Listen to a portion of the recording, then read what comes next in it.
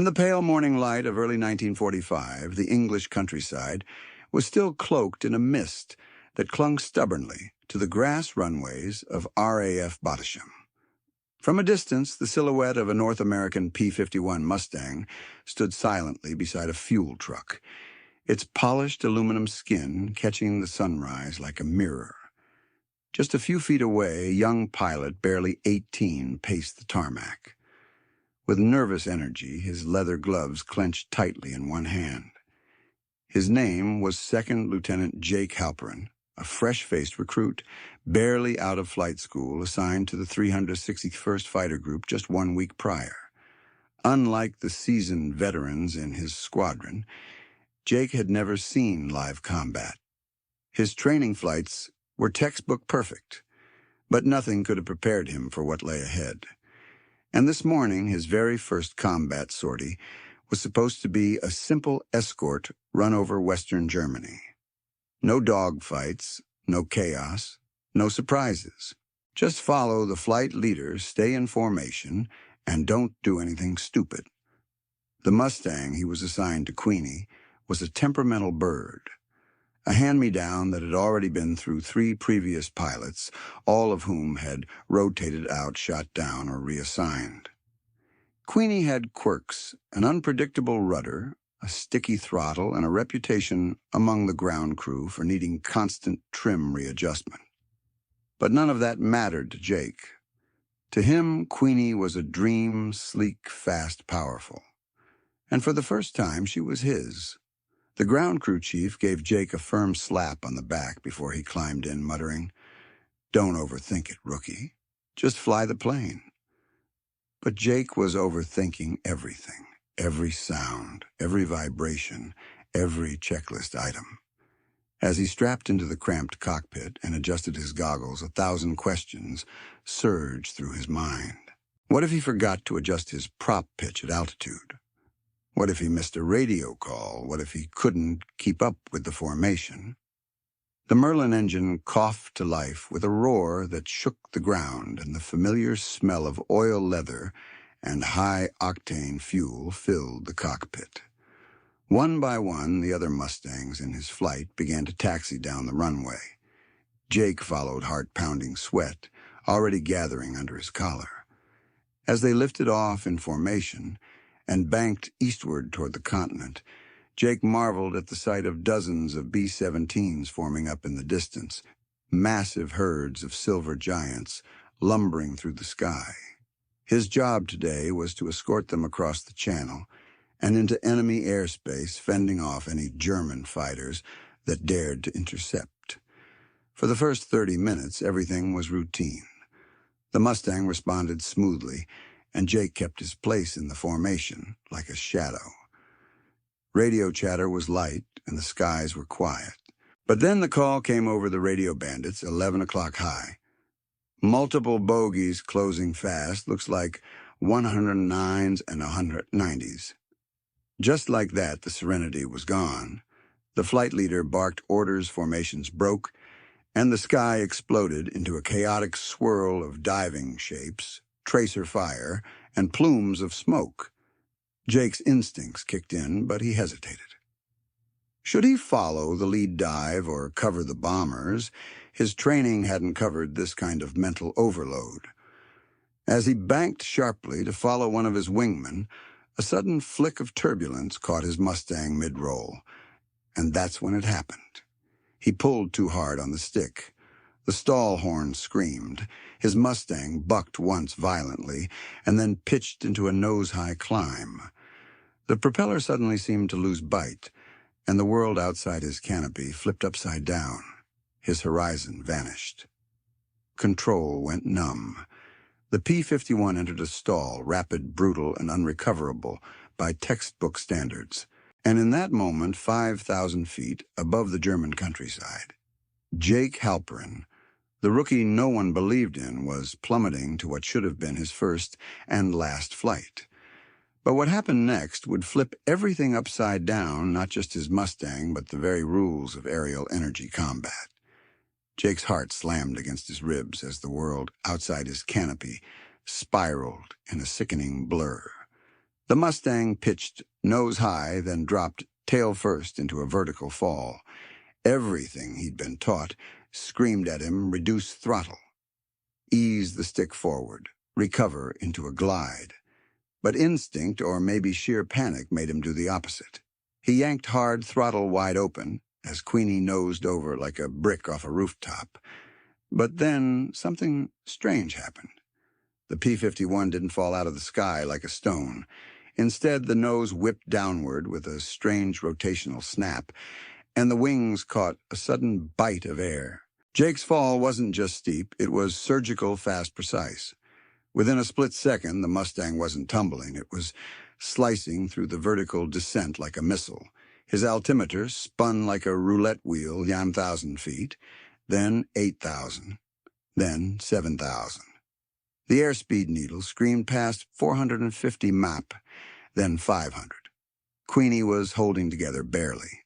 The controls were stiff, the engine howling in protest, but she wasn't breaking apart, and Jake wasn't panicking anymore. Something about the dive felt right. That's when he saw the shadow. A Messerschmitt Bf-109 had latched onto one of the other Mustangs, a green-nosed predator, lining up for the kill. The German was seconds away from shredding the tail of one of Jake's wingmen, who had no idea death was closing in. Without thinking, Jake banked slightly mid-dive. The Mustang sliced across the sky like a thrown knife, his angle steep, his speed unmatched. He wasn't just catching up to the 109, he was closing in faster than any Mustang had a right to. As his gun sight slid across the canopy, Jake squeezed the trigger. 50 caliber tracers blazed through the clouds, stitching a burning line across the Luftwaffe fighter's fuselage. The Messerschmitt bucked once, then exploded into a fireball as its fuel tank erupted. The smoking carcass spun away toward the ground. Jake couldn't believe it. He'd just bagged his first kill, not by executing a classic intercept or textbook split S, but by falling out of the sky like a dead weight, and somehow turning that into an energy assault no manual had ever described. But there was no time to celebrate. Another shape flashed past him, a Focke-Wulf 190, this one, coming in hot, trying to climb into firing position. The German had the advantage altitude position and surprise. Jake leveled out now, barely 3,000 feet above the ground engine redlining. He couldn't outrun the 190 in a straight line from this angle. But what if he did it again? He yanked the stick, this time deliberately. The stall returned violent and sudden. Queenie pitched upward into a brief climb, then tipped over into another nose-down spiral. The 190 tried to follow, but couldn't match the sheer steepness of the dive. The German pilot overcorrected, lost control for a moment, and that was all Jake needed. As he flattened out again, he looped underneath the Focke-Wulf, pulled into a climbing turn, and lined up behind the enemy fighter. One burst boom. The 190 lit up like a flare. 2 kills, 2 impossible maneuvers. The radio exploded in cheers and disbelief. His squadron leader's voice came through. "Who the hell was that, Halperin?" "That was you." He couldn't answer. He was still catching his breath. Sweat poured down his face. His hands trembled. But he'd done it. What should have been a fatal stall had become an unstoppable angle of attack. Jake had discovered something no one in the manuals had ever written down, a way to weaponize the stall itself. And he wasn't done yet. Jake Halperin wasn't just another name in the flight roster anymore. Word about the rookie who pulled off a double kill with a stall dive spread like wildfire across the airbase. Pilots from other squadrons dropped by the tent just to shake his hand, their curiosity barely hiding the awe in their voices. "How the hell did you stay in control?" they asked. Jake didn't have an answer. All he knew was that when the Mustang slipped into that vertical fall, it felt less like chaos and more like clarity, like the air itself was guiding him. But High Command didn't share the same enthusiasm. 2 days after the dogfight, a stiff-faced colonel summoned Jake for a debrief. He was expecting congratulations. Instead, he got silence, then a cold question. What maneuver was that Jake tried to explain? The stall, the dive, the speed, the sudden angle of attack. He even sketched it on a notepad. But the officers weren't impressed, they were concerned. You could have shredded the airframe, lost the wings. Do you realize what would have happened if you hit compressibility in that dive? Jake didn't flinch. Yeah. I also know what would have happened to Lieutenant Morgan if I hadn't. The colonel paused, then dismissed him without a word. Back at the hangars, Jake's crew chief had other concerns. Queenie was a mess. The control surfaces were warped, the rivets strained, and the wings looked like they'd been pulled at the edges. But the engine, she's never run this hot, the mechanic muttered half in awe. Whatever you did, it juiced her like a power plant. Jake began refining the maneuver. It started in small tests, higher altitudes, steeper entry angles. Each time he pushed the envelope, he got better at reading Queenie's response. He learned to hold the dive for just long enough, never too long to hit compressibility, but just enough to build escape velocity. He figured out how to enter a stall with throttle still open, a trick every manual warned against, and recover with a full-blown cannon of kinetic energy ready to unleash. Soon, Jake wasn't just surviving intercepts. He was dominating them. In one mission over Belgium, he spotted a flight of FW-190s strafing a supply convoy. With his squadron trailing behind, Jake dove from 15,000 feet alone, using the stall trick to plunge past the German formation. The Luftwaffe pilots didn't even see him coming until his tracers lit the sky. 2 fighters down before they could react. A third tried to outclimb him and got caught in the exact same stall dive as Jake reversed direction and drilled him mid-turn. 3 kills, 1 pass. It wasn't long before others tried to copy him. Some succeeded, others failed spectacularly. One pilot stalled too early and pancaked into a hillside. Another ripped off his rudder when his dive angle got too steep. The maneuver was fast earning a nickname, the Halprin Drop. But unofficially, pilots called it the suicide swing. Jake hated the name. Not because it was grim, but because it wasn't true. There's nothing suicidal about it, he told one pilot. If you understand the airflow, if you feel how the plane responds, it's not a death spiral.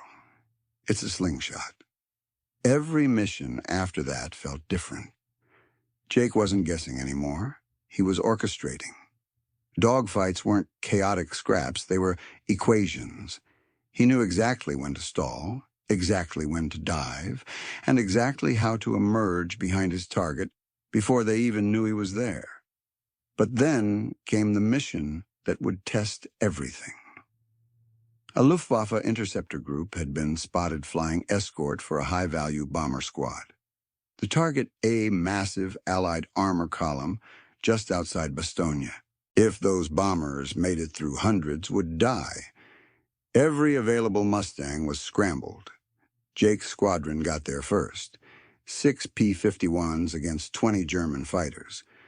As they approached visual range, his leader barked the usual orders. Hold formation. Protect each other. Do not break until ordered. But Jake had already locked eyes on a German squadron veering low. Fast, predatory, ready to strike. He didn't wait. He rolled out of formation, throttled up, and yanked Queenie into the sky. It was time for one more dive. At 23,000 feet, Jake Halprin pulled back the throttle and pitched Queenie nearly vertical. The sky above turned into a pale smear, the earth below rushing up like a tidal wave of green and brown.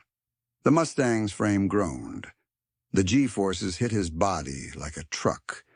But Jake's eyes stayed locked on the German squadron, slicing toward the Allied convoy far below. He had no backup, no wingman, no permission, just instinct. The air screamed around the fuselage as Queenie hurtled past 400 Mamouche. At 480, her left wing began to tremble. At 500, Jake's control stick stiffened the Mustang, fighting him like a wild animal. He felt the control surfaces slip into compressibility, that deadly zone where air pressure neutralized control, and he was teetering on the edge of aerodynamic blackout. Any deeper and he'd punch right into a fatal stall. But Jake had done this before. He knew Queenie, and this time he pushed even harder. 5,000 feet, then 4,000.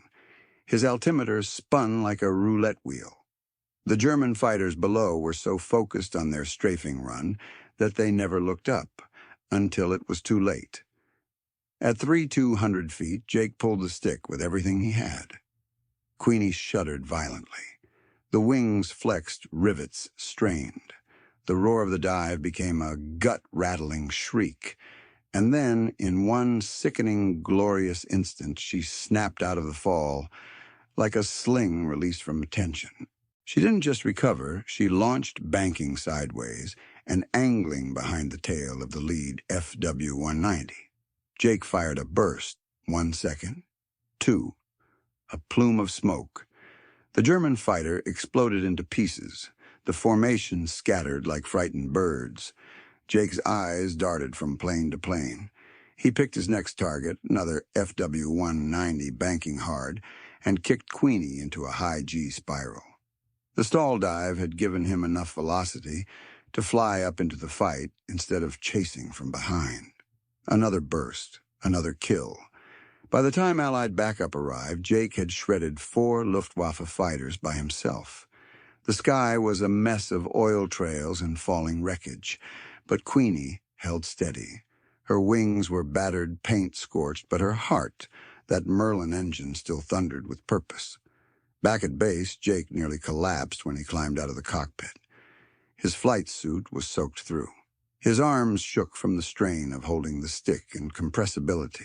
But the grin on his face, unshakable. His commanding officer stormed over furious. "You disobeyed a direct order." Jake nodded. "Yes, sir. You could have gotten yourself and others killed." Jake didn't flinch, but I didn't. And neither did the convoy. The colonel didn't say a word, just stared at Queenie, her scorched paint, the smoking barrels, the bullet holes that didn't slow her down. Then he turned and walked away. Later that night, a new label appeared in the squadron briefing tent: Stall Dive Clearance, Special Use, Lilt J. Halpern. Unofficial, but real. Word of Jake's maneuver traveled fast. Pilots wanted to know how he timed it, how he kept control. But the truth was, Jake couldn't fully explain it. He felt it. He knew the edge without falling off it.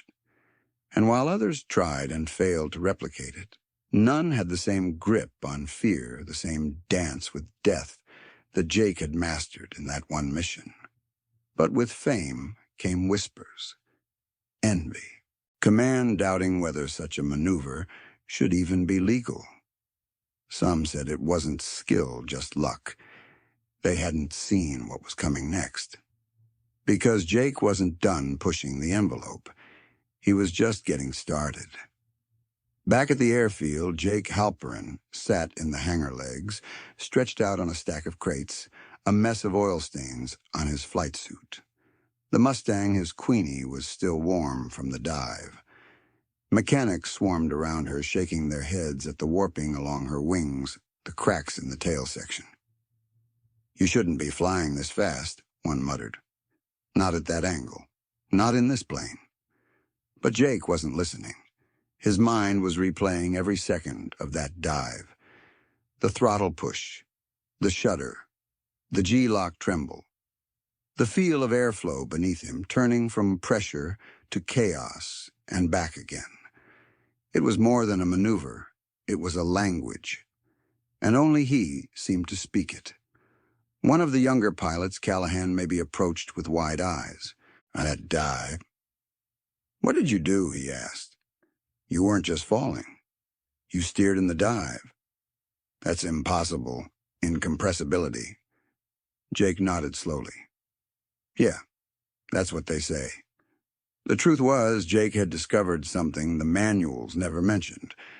Something that wasn't taught in flight school, simulator rooms, or classroom diagrams. In the middle of that dive, his aircraft had passed through what engineers called a control shadow, a dead zone, in the airflow caused by the plane's own turbulence. Most aircraft froze in that zone.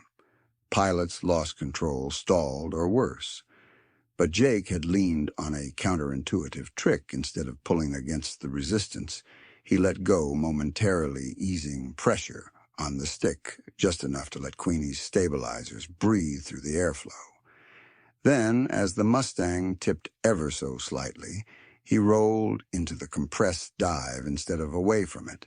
That split-second release allowed the pressure pockets to collapse unevenly, and that was the key. The imbalance forced a slight pivot, breaking the stall lock and giving Jake back partial control at over 500 memomarks. It wasn't a move. It was a shift in philosophy. He didn't overpower the stall. He invited it. But it came at a cost. Queenie's frame had flexed to within millimeters of failure. Her elevator control rods were warped. The oxygen tank had cracked during the G-load. And Jake's body, though young, had taken a punishment he hadn't yet begun to feel. That night, he scribbled everything he remembered into a notebook: angles, throttle, settings, airspeed, drop-off curves. He tried to quantify the feeling, the moment where instinct overrode logic, when you feel the aircraft ready to slip or snap. He even drew it 2 pencil-sketched diagrams showing airflow separation points and how releasing pressure at 510 mph might momentarily reboot tail control. He called it the reversal slingshot. Unofficial, untested, and dangerous. Word spread fast. Pilots began asking Jake to walk them through it, but most couldn't do it. Their instincts screamed to pull harder when the dive stiffened. They fought the plane, tightening control instead of releasing it. They feared letting go, and that was their limit. One tried it on a training run and bailed when he blacked out. Another recovered from the dive but cracked his landing gear on return. By week's end, Jake's notebook was confiscated by his commanding officer. "We're not making cowboys here," the colonel warned. "One Jake Halperin is enough." But they were wrong. Jake wasn't a cowboy. He was an engineer in motion, a natural physicist who didn't need numbers on a chalkboard. His equations were instinct and wind shear and the whistle of airflow under stress. And for every pilot who failed to understand him, one more enemy jet failed to escape him. The trick hadn't just saved a convoy. It had unlocked a new way to think about flight, a forbidden pressure edge that transformed a stall into a slingshot. No manual recorded it. But every enemy who crossed his guns would come to know it. By the time High Command realized what he'd discovered, it was already too late. Jake Halperin had changed the game. And he had one last trick left. It happened over the frozen hills of northern Germany, just weeks before the end of the war. Jake Halperin was on patrol escorting a crippled B-17 limping home at 13,000 feet. The air was thin. His oxygen line buzzed softly in his ears, and the sun cast long shadows over the pines below. Then the call came over the radio, choppy and urgent: bandits inbound. 6 o'clock high. Repeat, 6 o'clock high. Fast movers. Jake didn't need a second warning. He glanced behind and saw at them. 3 shapes, sleek, angular. The Luftwaffe's latest pride, Messerschmitt Me 262s. Twin-jet demons that had shredded entire bomber squadrons in minutes. Their noses shimmered in the sun like polished knives, and their engines howled with a pitch no piston aircraft could match. Jake's heart kicked once. He was alone. The other Mustangs had pulled ahead. The B-17 couldn't run. And Queenie, she wasn't built for this, at least not on paper. But Jake didn't believe in paper anymore. He dropped throttle, yanked hard left, and dove. The jets followed. At first, the gap closed fast. The Me-262s had all the speed. But as Jake plunged, he didn't level out, he inverted. Queenie's wings caught the airflow just wrong, just right. And as she twisted through her own wake, Jake initiated what he had practiced in secret for weeks, the full sequence of the reversal slingshot. This wasn't a dive to run. It was a trap. As his airspeed climbed past 480, Jake gently backed off his stick, just like before. At 5:05, Queenie trembled. The control surfaces fluttered half dead. The jets were now less than 800 yards back, diving faster cocky. Then came the pivot. A sharp roll left, then snap right. At 5:15, Elima Queenie twisted into a sickle arc, bleeding off just enough speed to catch the lower airflow. And suddenly, Jake was no longer falling. He was slingshotting forward, the compressed air beneath his wings, pushing him out of the dive in a tight curve the Me-262s couldn't match. They were still descending too fast, too steep. Jake pulled back into level flight, now skimming the treetop speed, holding at 520 mph. The jets tried to follow, but they overshot. One blew past with a sonic scream. The second tried to match the arc and stalled. The third, Jake flipped, rolled behind, and squeezed. Rat-a-tat. Queenie's guns erupted. Tracers laced the sky. The jet jerked once, then again. Smoke. Hit confirmed. The Me-262 spiraled out of sight, trailing a long black tail of fire. The other two vanished into the clouds. Jake didn't chase. He leveled off and returned to the bomber, which was still crawling across the sky like a wounded beast. The radio crackled again. "You okay back there, Mustang?" Jake grinned. "Still got one trick left," he said. That night, no one believed him. Not fully.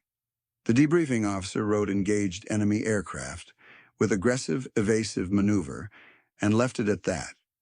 But word spread again. The pilot who made a P-51 dance with jets. The guy who slowed down to outrun something faster. It made no sense. Except to Jake. To him, airflow was like a river. Most tried to swim upstream. He learned to let go, find the undercurrent, and redirect it. He hadn't outflown the Me-262s. He'd made them chase something they couldn't predict, something impossible. And in the sky, the impossible is usually the last thing your enemy expects. The morning after the intercept, Jake Halperin stood in front of a row of officers, arms behind his back, still smelling of engine oil and gunpowder. His flight suit was crumpled, his boots crusted with mud from the emergency landing zone, and his voice was hoarse from yelling over the radio static. Across the briefing room table sat three brass-shouldered men who had never flown through a storm of cannon shells. Major Croft tapped a clipboard. "Let's go over it again, Lieutenant. You broke formation. You deliberately slowed your aircraft.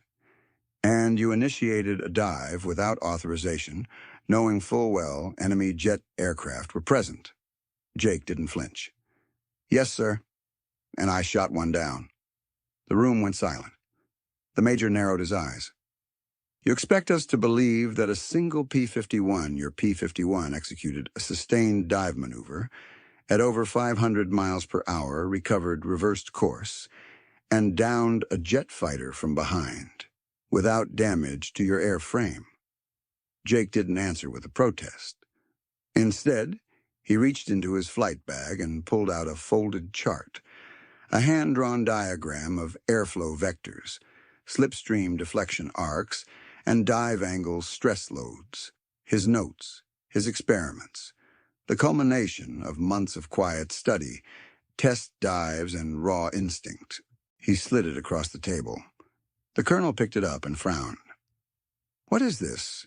"Something I worked on every off-duty hour for the past 6 months," Jake said. "The Queenie's airframe can take more than the manual says. The airflow, when redirected properly during a dive reversal, creates a temporary pressure corridor that allows for a tighter arc. The dive wasn't just speed, it was a slingshot. Croft scoffed. "Are you an engineer now, Halperin?" Jake didn't blink. "No, sir. But I'm alive. And so is that bomber." Another silence. This one longer. One of the younger officers leaned forward. "I've read the latest field reports. Enemy jets are faster, yes, but only in a straight line. If what you did worked once, it could work again." Croft shifted in his seat. "We are not rewriting combat doctrine for a farm boy's scribbled airflow diagrams." Jake nodded quiet. "Then don't rewrite it, sir. Just stop ignoring it." He turned to leave. The conversation was over. His punishment was clear grounding pending review. Maybe reassignment. But then, 3 days later, while Jake was stuck cleaning engine bays, something strange happened. Another pilot, Captain Ellis, ran across the tarmac, panting, holding a radio transcript. "Jake," he shouted. "The 23rd Squadron just pulled your maneuver. 4 jets came in. One of ours pulled your reversal trick nailed 2 Me-262s. They're calling it the Halperin Snap." Jake stood there frozen. "They want you back in the air." Within 24 hours, Jake Halperin was reinstated not just as a pilot, but as an unofficial tactics advisor. They still didn't trust his notes, but they couldn't argue with results. Soon, younger pilots were practicing the snap on training flights. Engineers began examining his dive angle theories more closely. Even the mechanics started adjusting trim controls based on Jake's airflow diagrams. And Jake, he flew again and again. Every mission was another chance to test what he knew deep down sometimes. When the books say, "It's impossible," you flip the page and write something new. By war's end, they weren't calling it reckless anymore. They were calling it doctrine. Long after the war, tucked inside a sealed envelope at the back of an old maintenance hangar, sat a dog-eared notebook, Jake Halperin's field journal. Not standard issue. Not filed in any report. But inside that tattered leather cover lay a blueprint that changed the way fighters would forever think about airflow momentum and gravity itself. It wasn't drawn by an engineer. It wasn't written in clean ink. It was pencil-scrawled during thunderstorms between debriefings and under flickering lanterns in freezing tents. Jake never meant for anyone to see it. But for those who did, it became legend. He called it momentum reversal through induced stall offset, a mouthful. But in practice, it was raw, beautiful madness. The idea was simple, or so it seemed. When a P-51 dove steeply enough to enter a near-terminal descent, the wings, rather than fighting drag, could be angled to slice through the slipstream just before stall velocity. At that critical moment, Jake found that pulling the stick at a precise delay didn't just recover the aircraft. It turned the dive's forward momentum into a coiling effect, almost like a spring being released. The plane didn't just stop falling, it snapped upward, riding a reverse airflow pocket created by the sudden pressure change behind the propeller's arc. That moment, that split-second slingshot, allowed the P-51 to not only recover from the dive, but surge upwards at a climb rate rivaling a rocket. Jake wasn't the first pilot to die, but he was the first to weaponize the recovery. What separated his maneuver from suicidal dives of the past was one thing: timing. The offset had to be perfect. Pull too early and the wings would shear under torque stress. Pull too late and the plane wouldn't recover in time. Jake trained his instincts to feel the moment, not read it. He used cloud pressure, the flutter of a trim tab, the sound of the engine, at maximum torque as cues. In later interviews, what few he gave Jake said it wasn't about calculation. It was music, he shrugged. You don't count beats. You feel the drop, then you snap the stick. The military eventually codified it, turned it into graphs, simulations, warning labels. But it never worked quite as well for anyone else, not unless they felt it, the way Jake had. Other pilots tried. Some succeeded. Some blacked out. Some cracked wings. But in 1945, during one final mission over the Ardennes, Jake's maneuver saved an entire bomber wing. Enemy jets closed in. Jake, now a squadron leader, didn't hesitate. He called out the timing 3-2. Now, and led 3 P-51s in a coordinated snap dive that flipped them behind the Me-262s like knives thrown in reverse. 3 jets fell. The rest turned back. From that day on, the maneuver had a name unofficially among flyers. They didn't call it momentum reversal. They called it the Halperin flip. And while engineers debated how it worked and command wrote memos on whether it should be allowed, pilots whispered its legend. Jake's scribbled diagram became a holy relic among airmen, and his broken-in Mustang tail number 447Q sat in a museum hangar for decades with one simple plaque beneath it. This plane should have never survived a dive like that, but it did. And because of it, so did we. Jake Halperin never asked for medals, never sought promotions. In fact, after the war, he quietly retired to a small farm in Wyoming, where his days were spent repairing tractors, not Mustangs. He grew tomatoes. He fixed fences. He never spoke of the war unless someone asked, and even then his stories were always about his crew, not himself. But word has a way of traveling, especially when it's written in the sky at 30,000 feet, and burned into the memories of pilots whose lives were saved by a maneuver no textbook ever taught. Over time, Jake's legendary dive reversal, the Halperin flip, spread across flight schools. Young cadets whispered about it between lessons.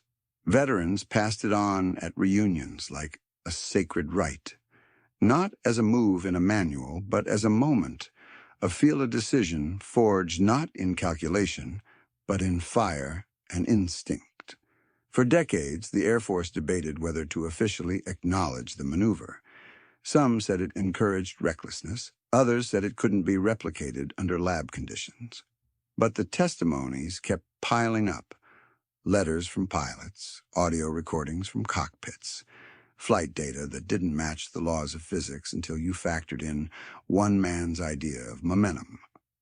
In 1973, a young test pilot named Claire Donovan attempted a simulated version of the Halperin flip in a modified F-86 Sabre. Not only did it work, it saved her from a catastrophic spin during a supersonic dive. When asked afterward what inspired her to attempt the maneuver, she replied with one sentence. "I read about a farmer who once flew with the clouds." The legend exploded. Documentaries followed. Flight magazines ran cover stories with headlines like, "The maneuver that shouldn't exist but does." Air museums scrambled to find photos of Jake. One recovered a grainy black-and-white shot, a young man with grease on his cheek, standing beside a P-51, his sleeves rolled up, grinning like he just beat the devil in a race. Eventually, the Smithsonian called. They wanted the notebook. Jake mailed it in a manila envelope. No fanfare, no speech. Just a note scribbled on the first page. If this saves one more pilot, then it was worth keeping. Today, the notebook sits behind glass at the Smithsonian's Air and Space Museum under low light to preserve the faded pencil lines. Visitors from around the world stop to read the pages.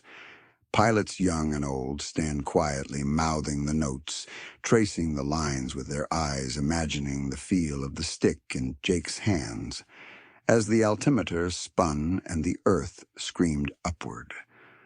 But perhaps Jake's greatest legacy wasn't the flip itself. It was the message it carried. That sometimes what looks like a mistake is genius in disguise. That instinct, when forged in experience and wrapped in courage, can defy every known law, and that in the loneliest moments of war, a single decision made in a split second can rewrite the rules of flight survival and history. Jake Halperin never wrote a memoir, but through every student who practices recovery, every instructor who teaches edge of stall control, and every aviator who learns to feel the air rather than fight it, his story is still flying. Up there, just past the cloud line, in the slipstream. Years after the war, in a quiet corner of a windswept Wyoming town, Jake Halperin sat on his porch with a coffee mug in hand. His knuckles, once calloused by throttle levers and rivet guns, were now marked by sunspots and time. The mountains rolled in the distance like ocean swells frozen in stone. And above them, jets still streaked across the sky, trailing white scars across the blue. Jake would glance up sometimes, not long, just enough to nod. He never saw himself as a hero. In fact, he'd brush off the word if anyone tried to use it. He'd say I was just doing my job, or we were all scared I just had a stubborn streak. His neighbors knew him as the guy who could fix a broken carburetor with duct tape and a smile. The kids knew him as Mr. Jake, who handed out hand-whittled gliders on Memorial Day. They didn't know the man had outflown jets before the world even had a name for supersonic, but there were nights long after the lights went out, and the Wyoming winds whistled through the fields, when he'd sit at his kitchen table, flip through his notebook, and trace the pencil sketches of a dive that should have ended in flame but didn't. The scars were still there. A burn on his right calf, a shoulder that ached when it rained, nightmares that never completely disappeared, sounds of gunfire, metal tearing, and engines roaring louder than memory itself. What haunted him wasn't fear. It was the names he never got to learn. The wingmen lost in missions where silence followed the radio, the convoy trucks that didn't make it, the kids who never came home. In 1992, Jake received a letter from the Smithsonian. His maneuver had been officially adopted into advanced pilot recovery training, not as doctrine, but as story. The Halperin dive, they called it, a cautionary legend, a last-ditch move, a reminder that even in the age of computers and flight simulators, there are moments when a pilot must throw the manual out the window and trust their gut. Jake pinned the letter to the wall beside a photo of his old P-51. Lacey Bell, she was called. Her nose art long faded, but her legacy still burning through throttle and sky. On his final birthday, a young Air Force captain visited him, one who'd survived a flat spin over the Pacific, thanks to a maneuver he said shouldn't have worked, but it did. The pilot handed Jake a flight patch and said, "This belongs to you." Jake smiled. Then, with that same twinkle he once had at 20, replied, "Nah, I already had my ride." He passed peacefully a few months later. At his funeral, 4 jets flew overhead.